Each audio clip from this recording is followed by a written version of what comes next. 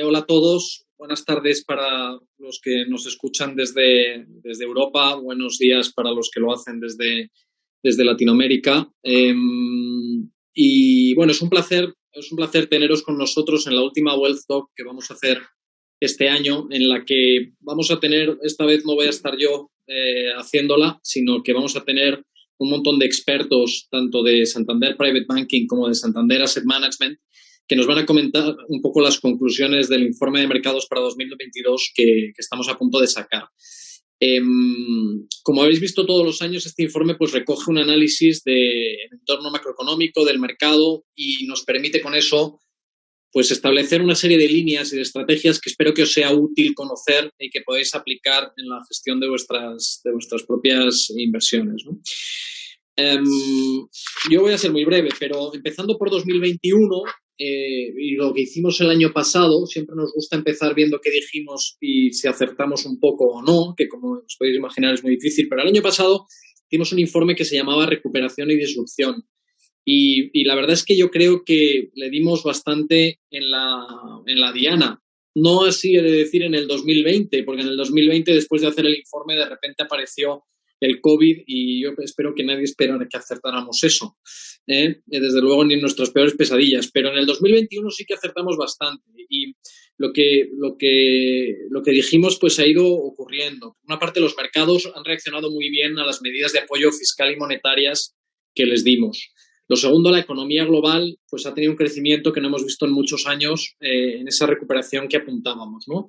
Y lo último es que la efectividad de las vacunas pues ha hecho que se pueda haber vuelto pues a una práctica total normalidad. Claro, ahora pues viene con el 21 está cerrando con una serie de preocupaciones sobre los nuevos brotes, la variable Omicron, lo cual pues pone un nuevo foco en esta alerta sanitaria y a lo largo de las próximas semanas pues vemos cómo cierra, ¿no? Pero en lo que ha sido hasta ahora el año, la verdad es que estamos bastante contentos con la dirección que le dimos al informe el año pasado. Ahora vamos a un informe nuevo que lo hemos titulado Invertir en un mundo en transición, porque creemos que en cualquier caso nos adentramos en un entorno con muchísimos cambios que van a traer algunas oportunidades, pero que también van a requerir que hagamos una gestión muy activa de las inversiones. El tono general que traemos en el informe vais a ver que es positivo. Lo que vemos es que las condiciones monetarias siguen favorables para la inversión, seguimos teniendo un tono firme en el crecimiento económico. Y bueno, a pesar de todo eso, pues no hay que olvidarse que tenemos una serie de riesgos, ¿no? Y lo que vamos a ver es que las políticas monetarias y fiscales en algún momento pues tendrán que empezar a cambiar y que hay una serie de sensibilidades que van a traer un montón de cambios. Y me refiero a los temas de medio ambiente, a la regulación que llegue, a la inflación, etcétera, etcétera. De hecho, si dejamos aparte el tema del virus, la inflación para nosotros es el principal riesgo que vemos, ¿no? Y el exceso de crecimiento y los problemas en cadenas de suministro, etcétera, etcétera, pues han hecho que este fantasma de la inflación haya aparecido y por tanto creemos que hay que ponerle un enfoque pues en cierto proteccionismo a las carteras, ¿no? Bueno, en este contexto, pues nosotros seguimos viendo varias oportunidades o varias cosas que hay que hacer de cara al 22. El primero es que creemos que el enfoque geográfico tiene que ser global y diversificado. Hay que tener exposición generalmente global. Creemos que en esta búsqueda de proteger las carteras y de diversificar hay una serie de mercados, que son los mercados privados y las inversiones alternativas, que van a seguir siendo importantísimas, como os van a contar ahora los equipos. Creemos que hay un tema que va por detrás de todo, que es esta transición energética, ¿no? Y en este mundo en transición que vemos, desde un crecimiento enorme y estas políticas a que eso tiene que moderarse en algún momento, la transición hacia las energías limpias y de sostenibilidad va a marcar mucho lo que ocurre ahí, ¿no? Y luego, por último, seguimos pensando que todos los temas relacionados con innovación, que ahí, como sabéis, tenemos nuestra gama de Future Wealth, de fondos temáticos y de productos temáticos, pues va a seguir teniendo un montón de importancia, ¿no? Entonces, Hay que seguir con la diversificación y el enfoque geográfico global. Hay que mirar muy bien los mercados privados y los alternativos. Hay que hacer muy bien este tema de la sostenibilidad y la transición hacia energías limpias. Y por último, pues seguir con la innovación y los temáticos. Esto es lo que van a expandir ahora los equipos y le van a poner mucho más seso a todo esto, y espero que os guste. Y nada más por mi parte, tan solo agradeceros una vez más la confianza. Espero que esto sea útil. Acabaréis recibiendo el informe y contáis con todo nuestro apoyo para este nuevo año, igual que lo habéis tenido el año pasado, y esperamos pues no defraudaros en ello. Os dejo ahora con Juan de Sánchez Rosselli, que, como digo, con el resto de expertos de los equipos globales y locales, pues os van a dar muchos más detalles de todo esto que ha avanzado. Muchísimas gracias. Yo me quedo aquí conectado, pero ya no os diré nada más en lo que queda de sesión. Simplemente voy a aprender también de lo que saben nuestros expertos. Muchas gracias.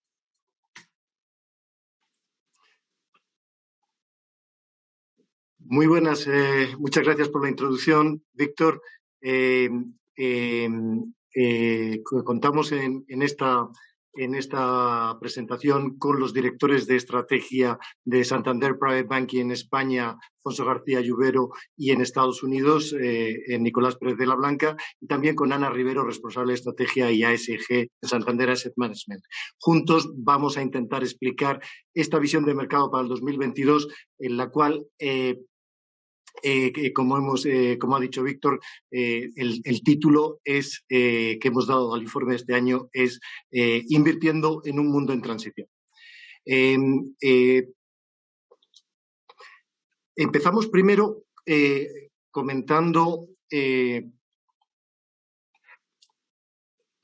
Perdonad que voy a cambiar ahora. Perfecto. Vamos a empezar dando un repaso cómo es la transición del 2021 al 2022 en términos tanto de crecimiento de actividad económica, en términos también de la variable sanitaria y también de los mercados, para dar paso a las dinámicas de cambio que observamos de cara al 2022. Alfonso, vamos a empezar por haciendo un pequeño análisis de cómo ha sido este movimiento de recuperación económica, que, como decía Víctor, ha sido gracias a estas ayudas fiscales y monetarias, y prácticamente lo que vemos aquí en estos 4 gráficos ha sido una recuperación en V, una de las recuperaciones más rápidas de la historia. Coméntanos un poco cómo ha sido esta dinámica en la actividad económica. Buenas tardes, Juan de, y buenos días a todos los asistentes al otro lado del charco. Como ya dices, Juan de, pues bueno, esta crisis tuvo un germen extraordinario, una respuesta por parte de las autoridades fiscales y monetarias extraordinaria y una recuperación también extraordinaria, ¿no? Como podemos ver en el gráfico superior de la izquierda, una recuperación con un molde marcadamente en V y que al final, pues bueno, sitúa la economía global muy cerca ya de recuperar la tendencia prepandemia, apenas a un 2% de esos niveles, un nivel que el año que viene se va a recuperar con cierta holgura y que ya han recuperado economías como China, Estados Unidos muy próximo, y Europa lo hará a lo largo del año que viene. Creo que es una cuestión, pues bueno, que todos hubiéramos firmado desde luego en febrero de 2020, y lo que hay que preguntarse es si el año que viene el mundo va a seguir creciendo, el mundo tiene riesgos de descarrilar y esta recuperación es sostenible. Creemos que sí, Juan, de al final hay 2 puntales fundamentales que consideramos tienen fundamentales muy sólidos. Por un lado, el consumo de las familias,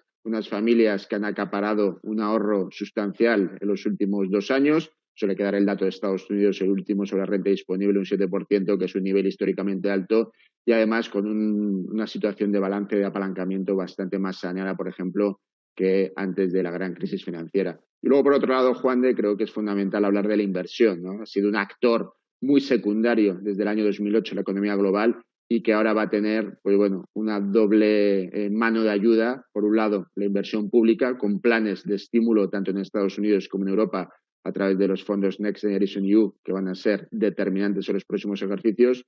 Y por otro lado, la inversión privada, ¿no? Estamos viendo un apetito por incrementar CAPEX, que es algo que no ha sucedido prácticamente en ninguno de los ejercicios desde el año 2008. Por tanto, Juan de, el primer titular creo que es que sí pensamos que la economía mundial va a seguir creciendo el año que viene por encima del potencial y, en segundo lugar, que esta recuperación va a ser sostenible.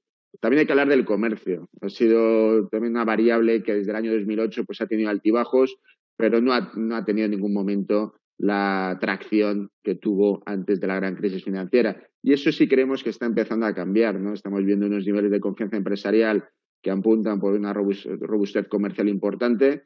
Creo que hay datos que también alivian la percepción de cuellos de botella. Se publicó esta semana que el PMI en Asia está en máximos de los últimos 7 meses. Hemos visto que en Corea y Japón, dos países nucleares en las cadenas de valor, llevamos ya 3 meses con niveles de inventarios por encima de los envíos y, por tanto, por ahí sí que hay argumentos para pensar que los cuellos de botella se van a ir poco a poco aliviando.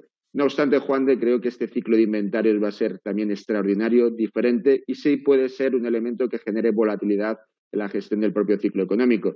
Y esto ahí, Alfonso, entonces, es decir, la vertiente económica, es decir, cerramos el año con momento de crecimiento, hay gasolina para que el crecimiento tenga continuidad y quizás el único gráfico un poco preocupante esta tendencia al alza de la inflación, pero de eso hablaremos más tarde. Pero ahora vamos a pasar a la otra vertiente importante a la hora de configurar el escenario y es la parte sanitaria.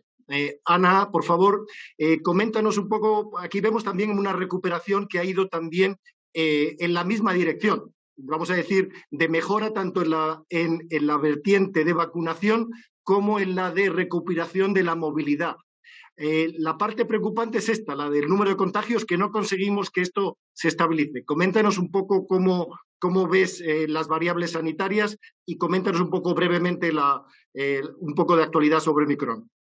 Bien, pues tienes toda la razón, todo ha ido compasado como no podía ser de otra forma. Ha sido la aparición de las vacunas la que ha facilitado toda la recuperación económica que nos acaba de comentar Alfonso, ¿no? Realmente todo se aceleró, esta recuperación, a partir ni siquiera del anuncio de las vacunas, ni siquiera tenerlas.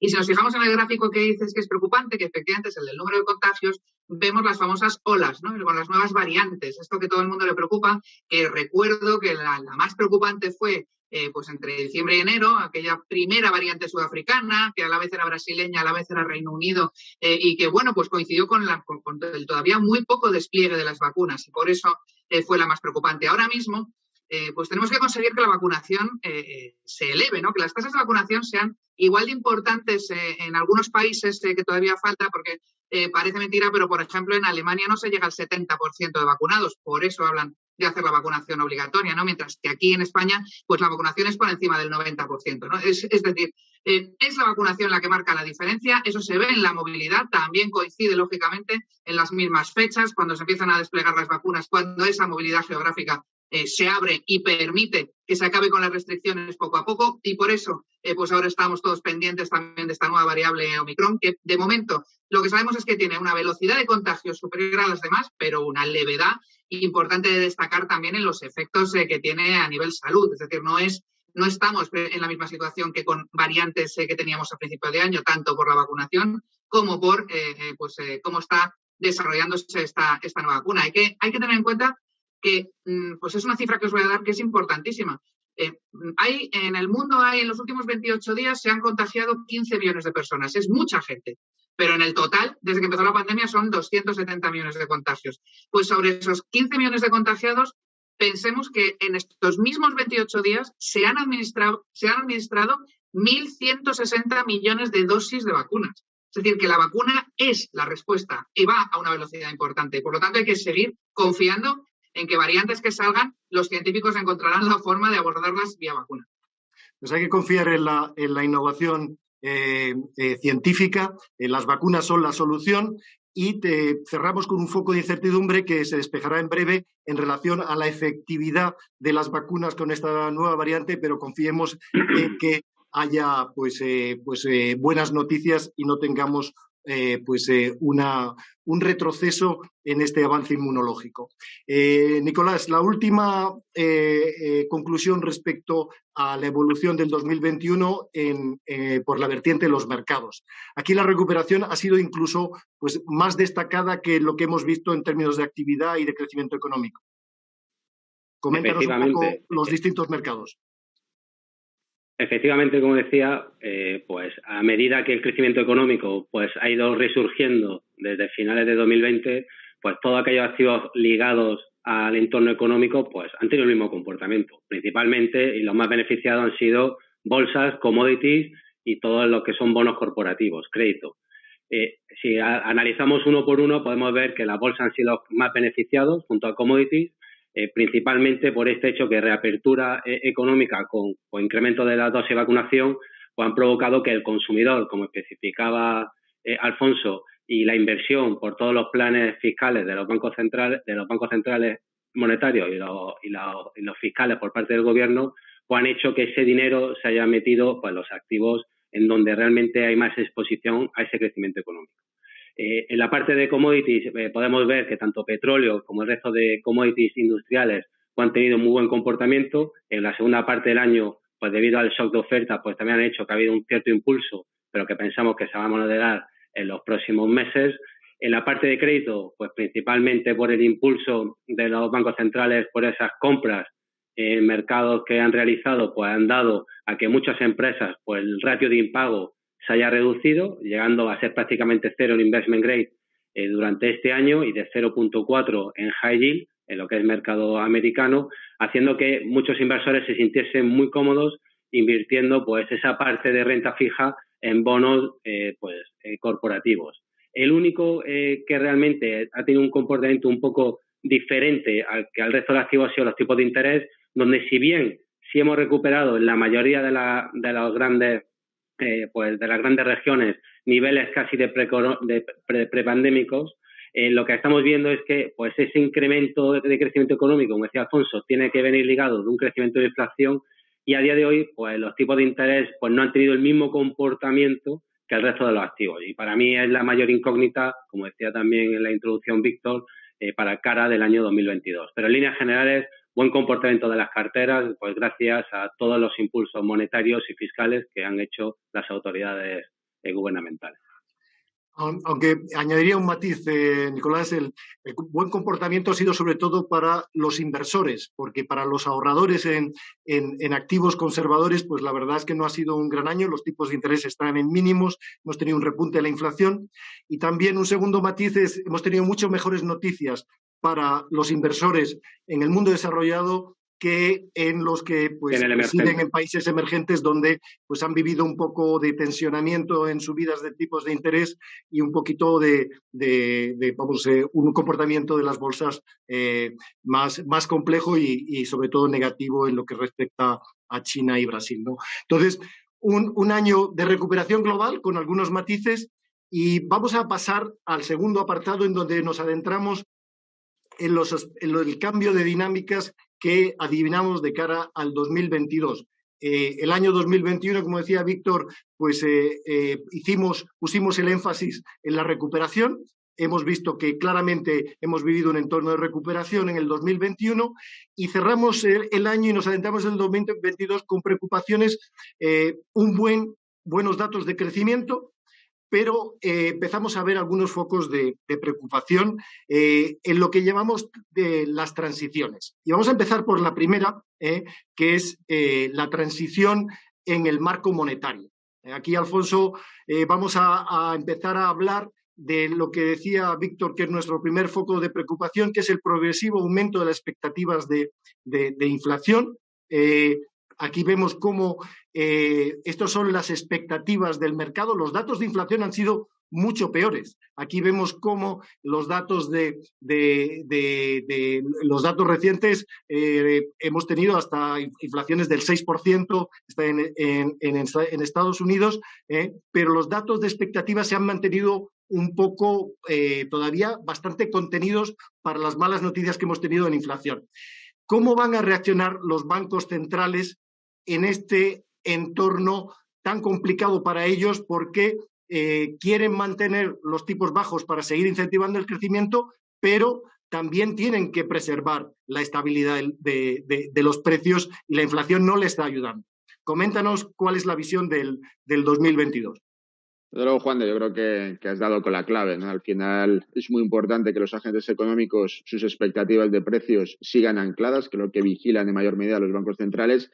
Y de momento lo han logrado. Y no hay que olvidar, Juan, de que la credibilidad antiinflacionaria de los bancos centrales, desde que Paul Volcker llegara a la Reserva Federal a comienzos de los 80, está más que contrastada. ¿Esto va a durar? Ya veremos. Pero sí consideramos y sí que compramos el mensaje de que el año que viene la inflación va a ir poco a poco moderando para acabar el ejercicio en niveles mucho más bajos de los de este año. No obstante, vamos a tener que convivir con niveles de precios más altos que en los últimos 12, 14 años. Eso yo creo que es el punto de partida. En este entorno creemos que los bancos centrales van a ser muy cuidadosos porque al final son conocedores de que una subida de tipos muy agresiva podría hacer descarrilar el crecimiento y por eso pensamos que, empezando por Estados Unidos, la Reserva Federal comenzará a subir los tipos de interés a finales del año que viene para acometer un proceso de 4 subidas de tipos de cuarto de punto de aquí a finales de 2023. Ahora mismo el mercado está descontando 6 subidas en ese periodo, que es prácticamente la mitad de lo que ha descontado en los últimos ciclos de tensionamiento monetario. Por tanto, el propio mercado considera que el próximo ciclo de subidas de tipos en Estados Unidos va a ser mucho más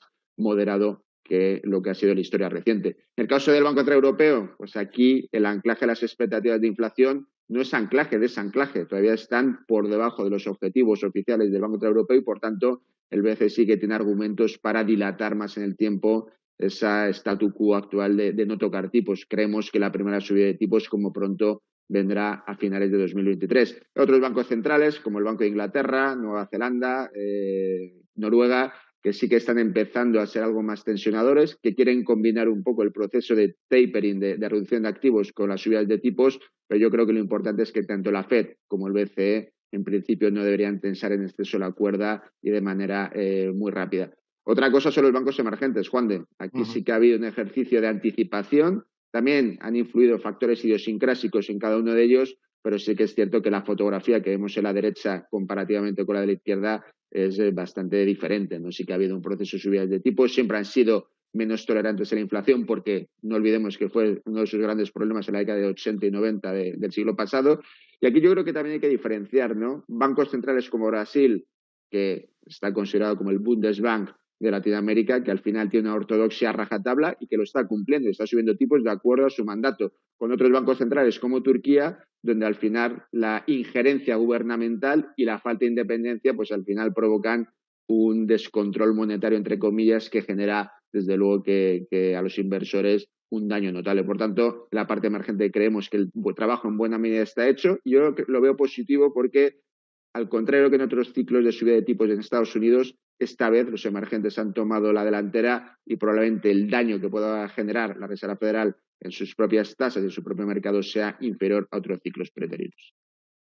Voy a intentar resumir un poco los dos comentarios que nos has hecho en tus dos intervenciones. En términos de crecimiento estabas dando un mensaje positivo, desaceleración pero crecimiento por encima de la media y mencionabas muchos factores que apuntaban a la sostenibilidad del crecimiento de cara al 2022, pero estamos hablando de una desaceleración leve en términos de crecimiento.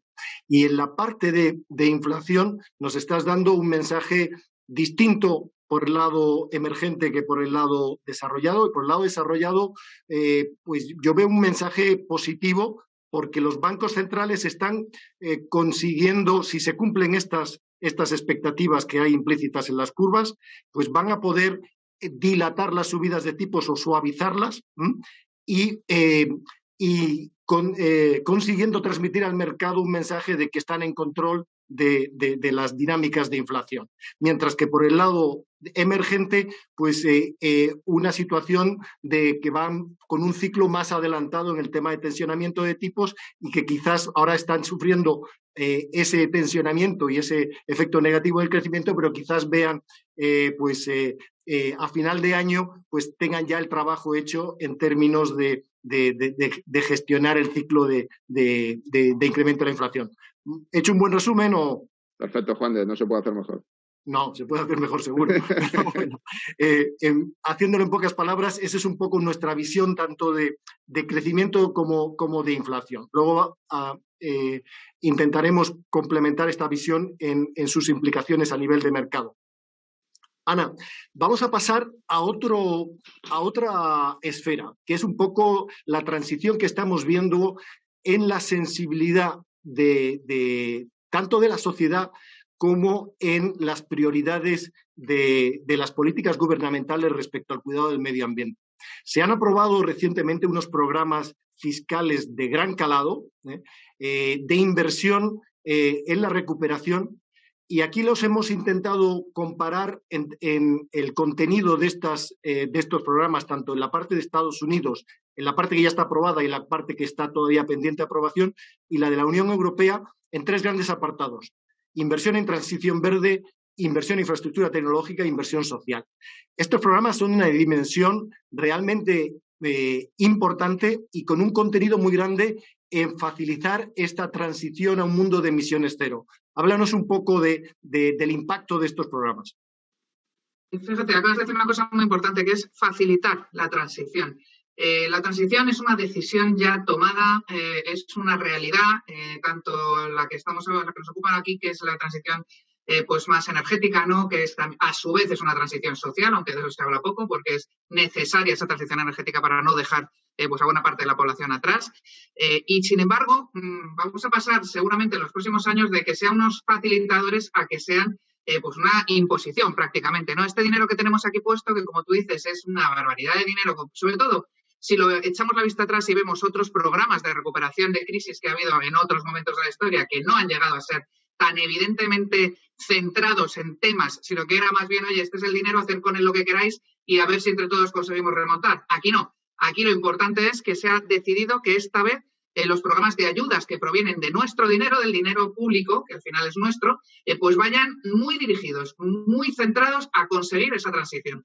La política de Estados Unidos y la política de Europa son las dos centrales y en base a las que se fijan todas las demás en el resto de geografías. Es muy importante la transición verde porque requiere a su vez de un dinero que hay que invertir en infraestructura tecnológica, que aunque ahí no parece que no es mucho porque está especificado, ¿no? Aquí lo que va exactamente a infraestructura tecnológica, buena parte de la transición verde también es ese tipo de inversión, es el cambio de forma de producir energía, de forma de utilizarla, tanto de energía limpia como de captura, ¿no? del CO2 emitido. Esto pues va a movilizar una cantidad de recursos que ya digo, aquí estamos viendo los recursos públicos, pero en general en todos los sectores, en todas las industrias van a tener que acompañar, ¿no? a esta primera línea de actuación que moviliza capitales, que son los capitales públicos. Estos son planes que vamos a seguir viendo actualizados año tras año en todos los presupuestos de prácticamente todos los países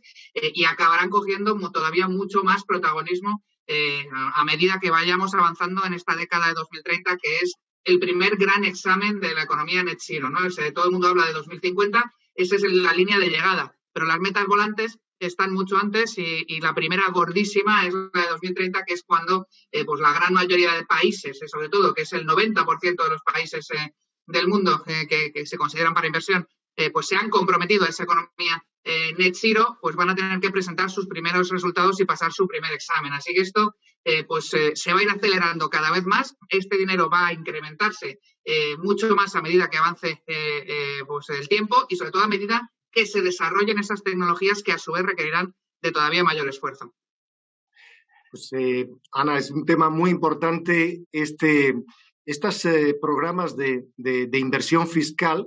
Yo creo que ha sido el gran contraste de esta salida de crisis respecto a la de la crisis financiera, el gran protagonismo que han tenido los programas de estímulos fiscales y el cómo se ha podido postergar la austeridad fiscal hasta que se consolide la recuperación económica. Nicolás, Estados Unidos ha sido el país donde pues los incentivos fiscales han sido pues tenido una mayor dimensión. Estamos hablando de déficits fiscales que han apoyado el crecimiento en Estados Unidos en torno al 15%, tanto en 2020 como 2021. Y teníamos mucho miedo a una desaceleración en las ayudas fiscales, a perder estas ayudas, pero el gobierno de Biden ha puesto en marcha otra serie de programas que va a hacer que no sea una transición muy, vamos a decir, muy traumática, ¿no? Y que todavía tengamos el apoyo fiscal. Coméntanos un poco esta perspectiva de desaceleración en las ayudas fiscales. Correcto, como estás diciendo, Juan el gobierno de Biden lo que ha tomado por banderas, y es algo que mucho tiempo llevamos pidiendo, pues tanto la comunidad inversora como el resto de agentes económicos, es que Estados Unidos tenía que hacer un cambio, sobre todo con las infraestructuras, por un lado, y luego con la forma en la que tenía que salir de las crisis. En este último lugar, que es el primero en el que se hace el plan fiscal, es toda la transferencia de dinero que hace el gobierno, tanto a pymes como a personas individuales, con los planes, el famoso American Rescue Plan de 1.9 trillones, para que la crisis, la salida sea en formato V, como decía Alfonso. Pero luego, en el segundo lugar, pues lo que se está dando cuenta es que la economía americana pues lleva mucho tiempo sin invertir en muchas pues facetas, ya sea la faceta pues climatológica, ya sea la faceta de infraestructuras, ya sea la faceta de inversión tecnológica, y piensan que el futuro, pues sobre todo a nivel de productividad, se encuentra en este pues, incremento de gasto fiscal.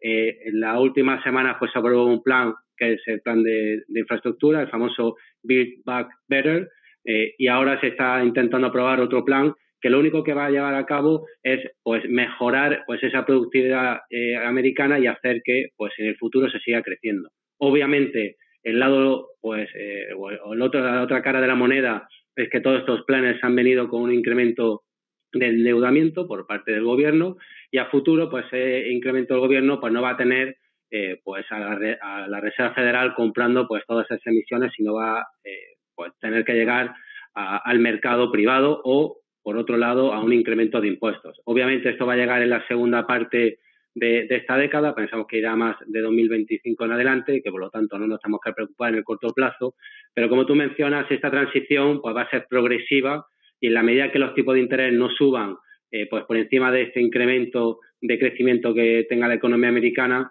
pues los inversores se han encontrado bastante cómodos con todas estas políticas expansivas, aunque sean más reducidas que los 2 últimos años de crisis que hemos tenido.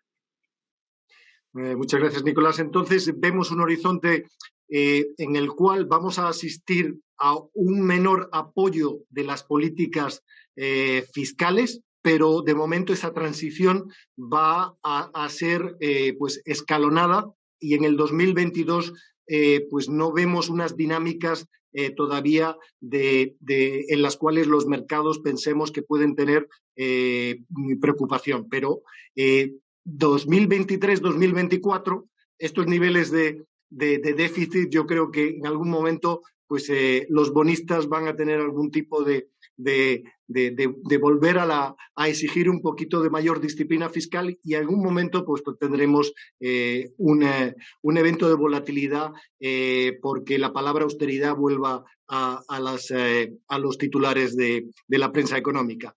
Pero de momento, como el panorama que hemos analizado con nuestros expertos globales es de un ejercicio 2022 que va a contrastar negativamente con el 2021. El pico de crecimiento, el pico de apoyo de las políticas lo hemos vivido en el 2021. 2022 vamos a tener menos apoyo, menos crecimiento económico, pero no mucho, es decir, un escalón pues muy leve de caída del crecimiento, del 5 a niveles del 4 a nivel mundial, una desaceleración de los beneficios importante, porque venimos de un crecimiento de beneficios espectacular, pero todavía, ahora hablaremos de ello, tasas bastante razonables, es decir, que un ejercicio más complicado, un ejercicio donde nos adentramos en unas transiciones complejas, pero de momento con un sesgo todavía positivo, porque la transición tiene un sesgo moderado. Eso sería un poco la lectura que hacemos de las transiciones que preveemos empiecen a iniciarse en el 2022 y que probablemente traigan entornos de volatilidad y un comportamiento menos direccional que hemos visto en el 2021. Pasamos al tercer apartado de la presentación, que es las recomendaciones y las oportunidades que vemos en esta transición de mercados de cara al 2022. Y voy a empezar con la primera recomendación, que es mantener el nivel de inversión. Es una de las variables clave. Nos adentramos a la hora de tener éxito en las inversiones cuando vienen eventos de volatilidad que no cambian el escenario todavía de positivo. Hemos visto, tenemos los 3 ingredientes clave para los activos de riesgo, siguen teniendo un marcado sesgo positivo, que es crecimiento tanto en beneficios como crecimiento económico, y unas condiciones monetarias todavía positivas. El proceso de subida de tipos de interés en los mercados desarrollados prevemos que sea un proceso bastante pausado. Entonces, ese entorno de crecimiento y de todavía tipos de interés bajos es bastante positivo para tanto el crédito como la bolsa. Y la bolsa pensamos que puede seguir teniendo un comportamiento positivo en el año 2022 por este apoyo de los beneficios y también por el apoyo de las valoraciones relativas. Al estar todavía los tipos de interés bajos en el entorno de los mercados desarrollados, pues las bolsas comparan favorablemente en términos de rendimientos con la renta fija y eso puede seguir apoyando las rentabilidades de las bolsas mundiales. Y aquí vemos cómo el rendimiento de los beneficios comparado con la rentabilidad que ofrecen los bonos del gobierno, tanto en Estados Unidos como en Europa, sigue siendo positivo y en línea con la media histórica. Así que la primera recomendación que tenemos a los inversores es mantener el nivel de riesgo, no incrementarlo. La fase más positiva del ciclo económico para los activos de riesgo ya la hemos vivido.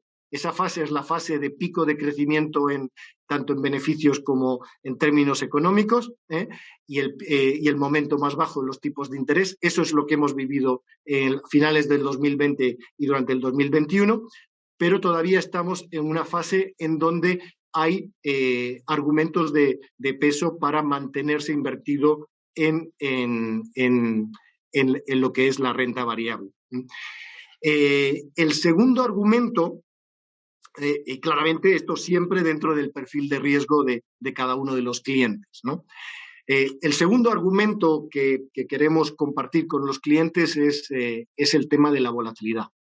Hemos dicho que el 2021 fue un año en donde pues todo ha ido, excepto este último episodio final, donde estamos teniendo un poco de evento de volatilidad. Hemos tenido un 2021 que ha sido muy tranquilo y en donde prácticamente las noticias venían en un solo sentido, mejorando en términos de evolución sanitaria, mejorando en términos de crecimiento económico y mejorando en términos de crecimiento de beneficios.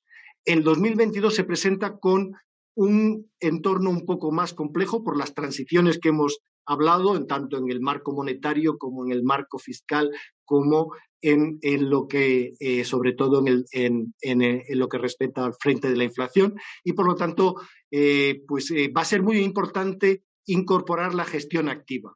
¿Por qué? Pues porque va a haber volatilidad, implica que va a haber movimientos a la alza y a la baja y que va a ser muy importante contar tanto con vehículos que en manos de profesionales que puedan agregar valor en la gestión activa y con un asesoramiento para también poder hacer cambios entre los distintos activos en la manera en que reaccionen de forma distinta a estos eventos de incertidumbre.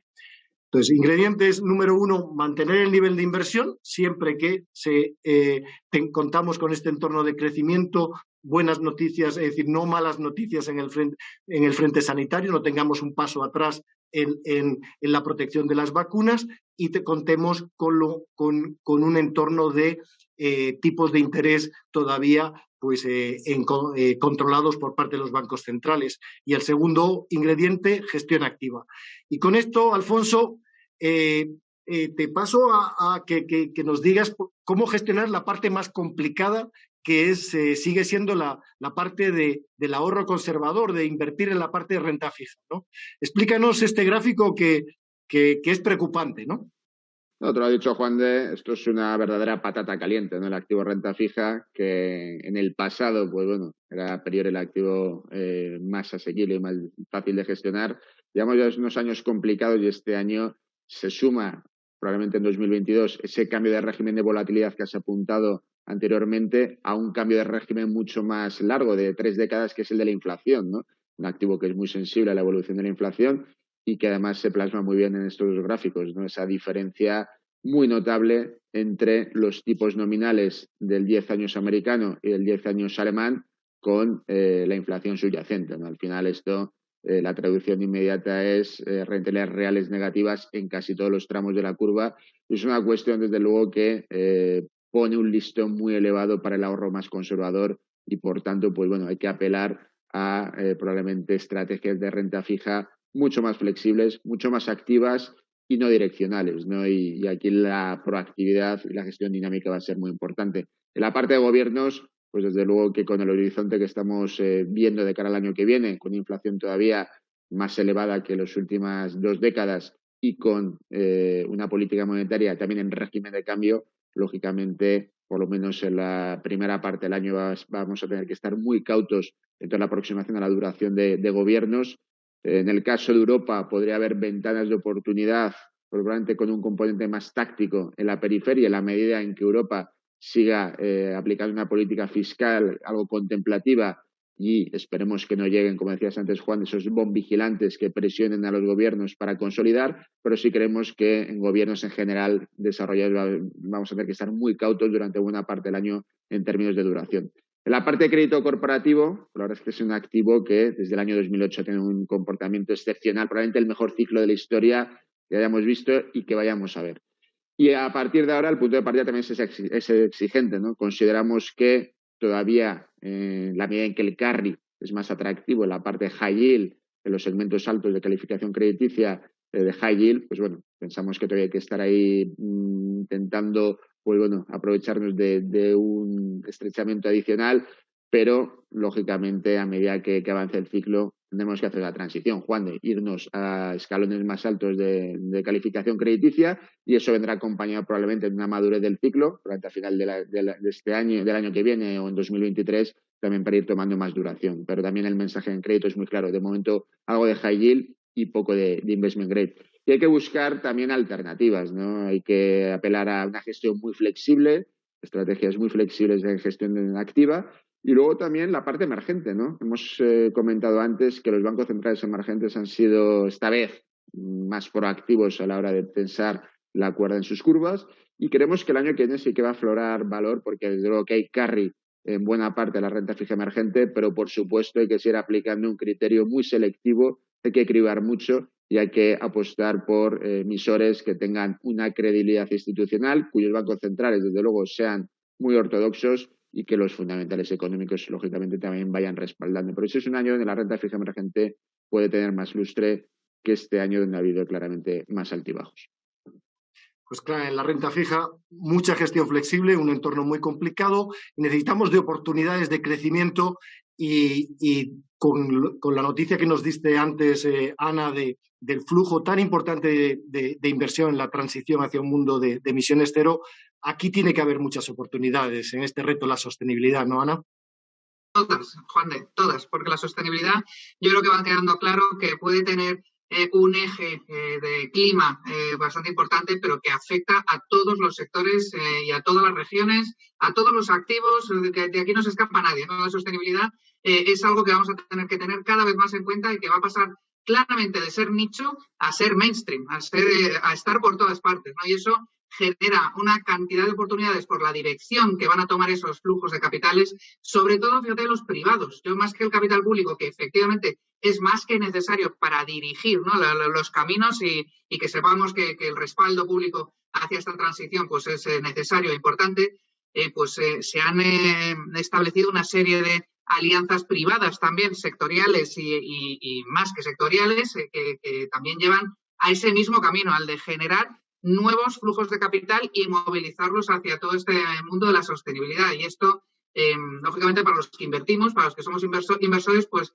genera también, ligado con lo que tú decías antes de la gestión activa, genera una capacidad de gestión, una capacidad de elección y selección de quienes están haciéndolo bien, de quienes están liderándolo y de quienes están pues quedándose atrás, que va a ser determinante en el mundo de la inversión en los próximos años. Pues el mundo de la sostenibilidad abre un montón de oportunidades y el mundo de la renta variable sigue siendo también crítico a la hora de generar rentabilidad en las carteras. Vemos este gráfico muestra, Nicolás, el que estamos en niveles máximos de márgenes empresariales, están subiendo los costes de las materias primas y de muchos insumos. ¿Cuál es la perspectiva de cara al 2022? ¿Son sostenibles estos márgenes y dónde veis oportunidades?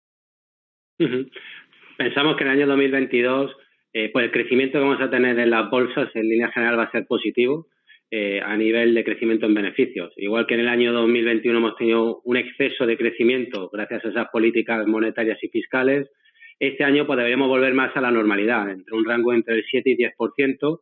Lo que sí vemos es que debido a la disrupción que ha traído el coronavirus, pues muchas compañías pues han incrementado sobre todo su inversión en digitalización y lo que ha hecho es que los márgenes se han elevado pues a máximos históricos.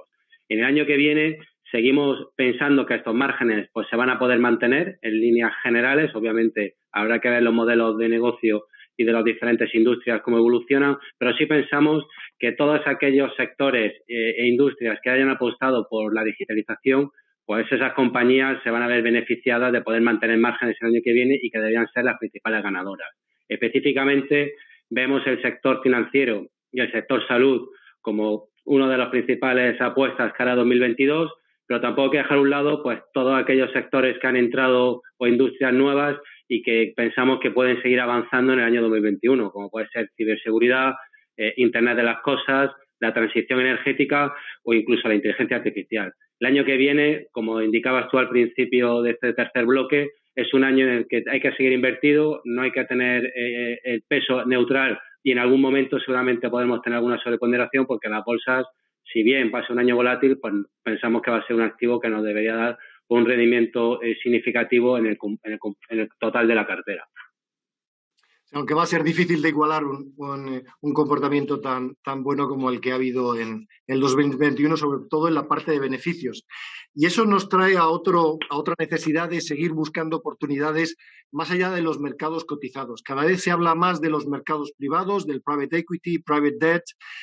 Invertir en estos mercados lleva un plus de complejidad y renunciar a la liquidez, pero algunos inversores tienen esa capacidad de invertir en estos mercados.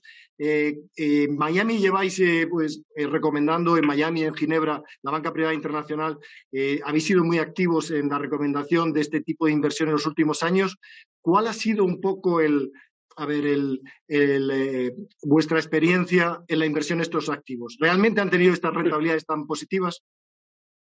Sí, sí la han tenido. De hecho, pues nosotros nos encontramos con una situación, bueno, que nos encontramos porque todos los inversores, desde una cartera tradicional, renta fija, renta variable, pues debido sobre todo a la disminución de tipos de interés que hemos vivido en los últimos años, pues hacían que el rendimiento potencial a los que nuestros clientes pues podríamos darles a 12 o 24 meses, pues se iban cada vez reduciendo. Y los inversores pues siempre nos preguntaban que por qué no podíamos invertir en nuevas cosas. En los últimos 3 años pues desarrollamos un nuevo departamento de inversiones alternativas y ahí, con Isidro Fernández a su cabeza, pues lo que empezamos a explorar es incorporar pues esta tipología de inversión dentro de las carteras.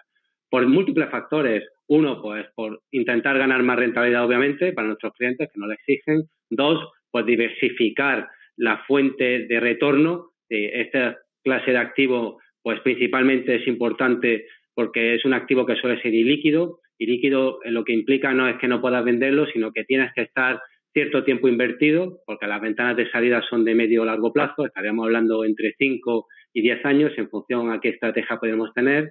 2, la información suele ser asimétrica, a diferencia en renta variable, donde tú inviertes una acción y es seguida por mucha gente y la información es pública.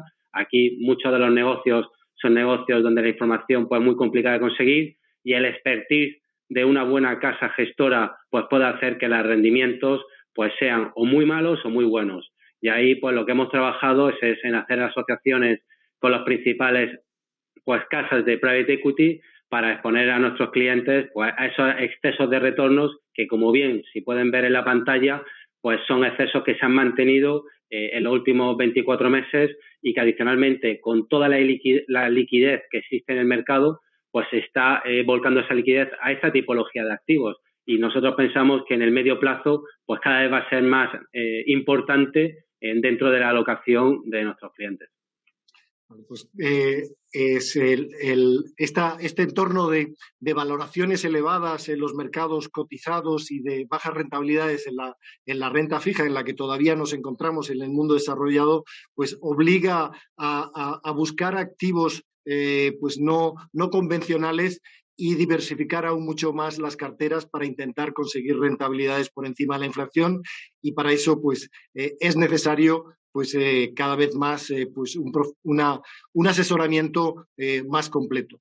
Estas son el resumen de las 6 recomendaciones que consideramos que son clave. El documento de Market Outlook que hemos elaborado a nivel global dentro de la división, pues tiene un contenido más extenso, y estaremos en las próximas semanas, esperemos que puedan tener acceso al documento y discutirlo con sus banqueros y asesores. Hemos querido limitar la presentación a estos contenidos para dejar un turno a posibles preguntas de la audiencia, y me están pasando algunas preguntas que vamos a empezar a intentar contestar, ¿vale? Pues voy a ir revisándolas. Aquí hay una pregunta muy interesante respecto a la transición energética y respecto a las commodities, porque nos hablan de que invertir en renovables, transición energética, es muy interesante, pero si miramos las revalorizaciones de los activos, lo más rentable ha sido invertir en carbón, que lleva más de un 80% de revalorización, o en gas natural, que en Europa ha subido más de un 300%. Esta pregunta tiene mucho trasfondo. Hablábamos de las transiciones y de cómo son los complejos estas dinámicas cuando pasamos de un entorno a otro entorno. Y aquí en esta pregunta hay que tener dos visiones. Una, la de largo plazo, y un poco la de corto plazo. La de largo plazo es lo que nos explicaba Ana.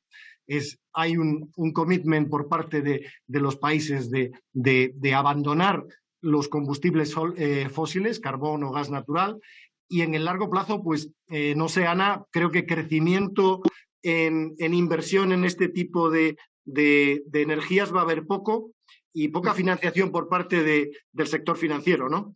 Y esto es, Juan, es engordar para morir, porque realmente ahora está subiendo el precio pues por motivos geopolíticos particularmente, por motivos que no tienen nada que ver con el tema de la transición ecológica, o poco que ver, porque son motivos de corto plazo. A más largo plazo, cuanto más veamos que sube el petróleo, que suben los combustibles fósiles, lógicamente más tiene relación con ese periodo de transición en el que no se puede sustituir directamente una energía por otra, y todavía habrá mucha más demanda de este tipo de energía en el corto plazo, pero ese precio, que obviamente cada vez va a ser mayor, es precisamente el que va a obligar a que la transición sea más rápida, porque cada vez va a ser más caro utilizar ese tipo de combustible fósil en el corto plazo, precisamente porque tiene la vida contada, y porque complicado hacer planes a largo plazo, ¿no? Utilizando ese tipo de combustible, con lo cual es un arma de doble filo para los productores de este tipo de energía, y para los grandes utilizadores, que son a su vez pues los grandes contaminantes del tipo de energía fósil, porque bueno, lo que puede parecer en corto plazo incoherente, en el largo plazo lo explica perfectamente. Cuanto más caro sea el precio de estas energías, más obligatorio y más obligación van a tener las empresas a acudir a energías limpias y renovables, que a su vez ya habrán asumido en nuevas tecnologías y serán cada vez más asequibles y más baratas. Ya, pero el largo plazo hay que intentar también conllevarlo con el corto plazo. Y en el corto plazo, lo que está ocurriendo, Nicolás, es que no se está invirtiendo nada en CAPEX de energías de fósiles, y por lo tanto los precios pueden seguir elevados en el corto plazo, porque la oferta va a ser menguante, ¿no? Correcto. Hacia aquí, respondiendo a la pregunta de este cliente, efectivamente el precio ha subido porque la oferta no se ha adecuado a la fuerte demanda que ha existido en los últimos 18 o 24 meses.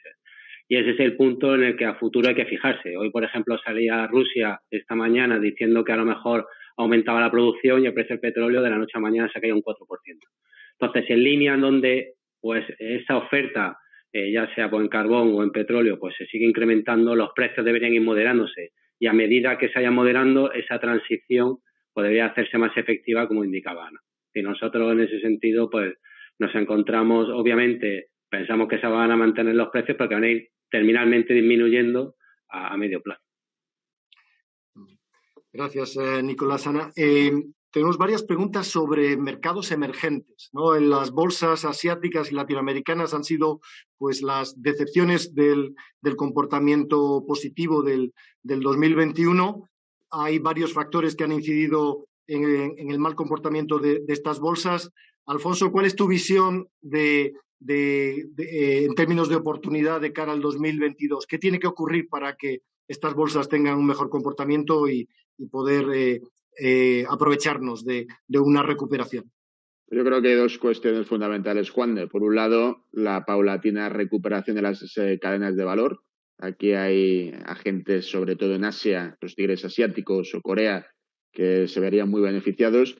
Y en segundo lugar, pues bueno, creo que China va a estar en el foco de todo inversor, ¿no? Y creemos que hay una oportunidad en China, ¿no? Al final no olvidemos que esta corriente de regulación que viene extendiéndose desde el año pasado, empezando por la tecnología y la innovación, siguiendo por el sector de educación, luego con el real estate inmobiliario y probablemente el siguiente eslabón de regulación sea la parte de demografía, que sería seguros y salud, al final es una forma de que China quiera apuntalar su hegemonía y hacer sombra a Estados Unidos, pero al final pues bueno, es un tránsito hacia una economía más apuntalada en consumo, con una salto en productividad que está buscando el gobierno, y además sabemos que desde el año 2014, cuando empezó la purga del shadow banking, 15 la devaluación, 16 las medidas administrativas en bolsa y luego el control del crecimiento del crédito, China siempre que ha aplicado palo, luego aplica zanahoria, y por tanto creemos que durante 2022 vamos a asistir a un impulso fiscal de nuevo notable, a una política monetaria que no va a molestar.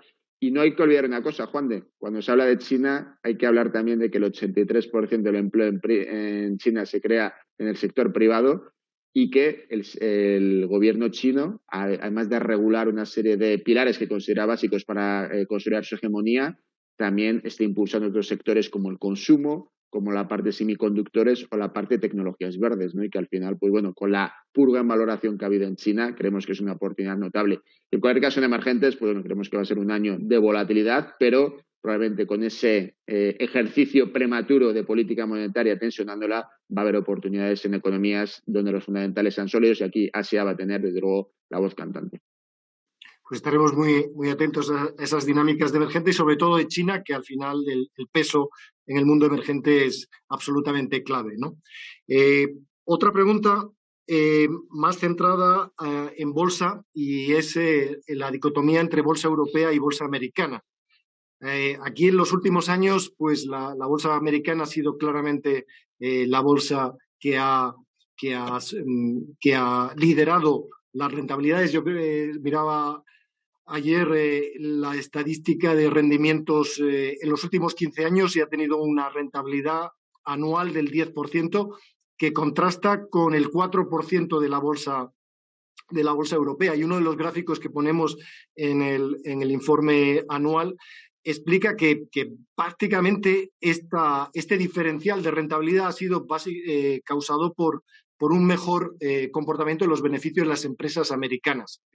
Más del 80% de rentabilidad, de diferencial de rentabilidad ha sido por mayor crecimiento de las empresas americanas y lideradas por el sector tecnológico. Nicolás, ¿cómo ves el comportamiento de cara al 2022?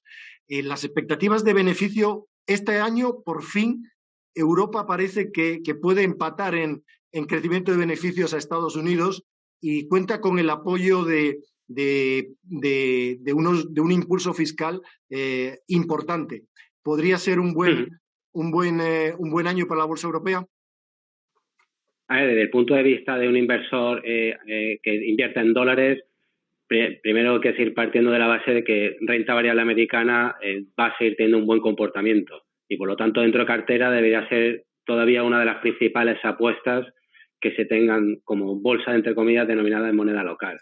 Si tenemos que hacer una apuesta dentro de mercados desarrollados a nivel internacional, sí estamos de acuerdo que Europa, pues debido a que se encuentra en el ciclo de recuperación algo más retrasado que Estados Unidos y que los tipos de interés, pues también como apuntaba Alfonso, pues deberían llegar pues entre 12 o 18 meses más tarde la primera subida, sí pensamos que debería seguir o manteniendo ese buen tono de recuperación económica y, por lo tanto, el crecimiento en beneficio debería ser y no verse revisado como en años anteriores. Por lo tanto, para mí son dos activos que hay que tener, o dos regiones que hay que tener en cartera, dado que pues, los dos deberían tener un buen comportamiento a lo largo del año.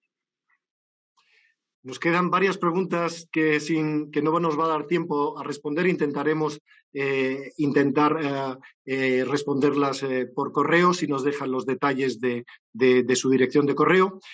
Agradecer a los responsables de estrategia de Santander Asset Management y de Santander Private Banking Internacional y de Banca Privada de España, pues el acompañarme en esta explicación de nuestro informe de mercado 2022, invirtiendo en un mundo en transición, y estaremos muy atentos a estas variables en transición que hemos explicado para intentar darles el mejor asesoramiento en los meses que nos esperan, que seguro que van a ser muy interesantes.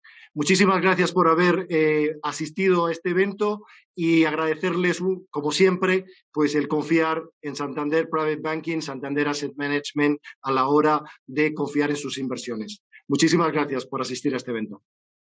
Gracias. Gracias. Muchas gracias.